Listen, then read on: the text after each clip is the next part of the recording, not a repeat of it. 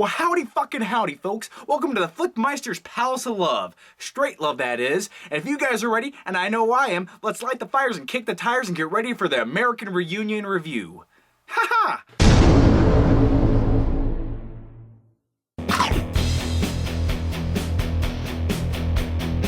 So hey there guys, that was my douchebag version of Stifler. Anyway, this is my review for American Reunion. So anyway, the entire original cast is back. You have Chris Klein, Jason Biggs, Sean William Scott, Eddie Thomas something, I don't know. What else has that guy done? Oh yeah, he was in Freddy Got Fingered. He was the brother who got fingered. Oh, and it also has that one guy, you know, the kid from Rookie of the Year. You know that movie about the young kid who threw baseballs really fast. So the American Pie franchise is back with a bang. So in the beginning of the movie, everyone's off doing their own thing. Everyone's living their separate lives. And the only one problem I had with, out of all the storylines going on, was Stifler's. In the American Wedding, we see him as like a gym coach, and he's also a football coach. But in this movie, he somehow works in the corporate universe. I don't know how he went from being a gym teacher to that corporate thing. I don't know. I wish they would have explained that. But I guess it made for a better story, so they didn't care to bother with that, so they just, you know, threw him in there.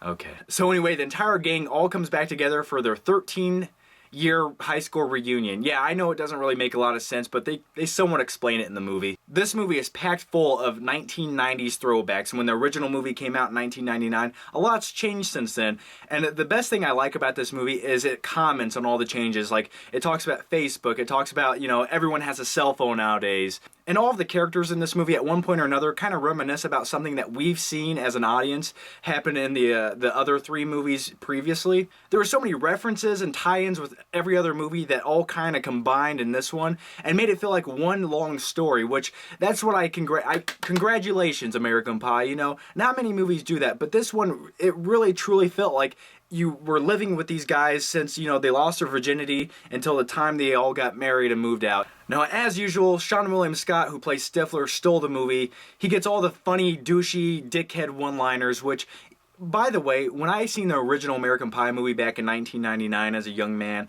I based a lot of my high school years on Stifler's character. Maybe not as douchey, kind of a dickhead, but just the whole mentality of, hey, let's party, let's have fun, fuck it.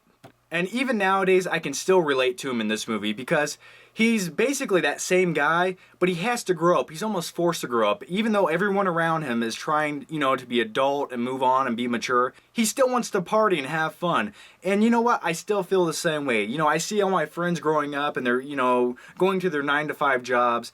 And I'm just like, you know what? Who cares, man? Let's just have fun. Let's go to a strip club. And for all you young guys out there who love boobies, what the hell am I saying? I love boobies. Why am I trying to put you in a demographic? No, hell, every guy loves boobies. And this movie is packed full of them, just everywhere. And they definitely, yeah, there's a lot of boobage. It won't let you down. It really fits the tone with the rated R American Pie movies.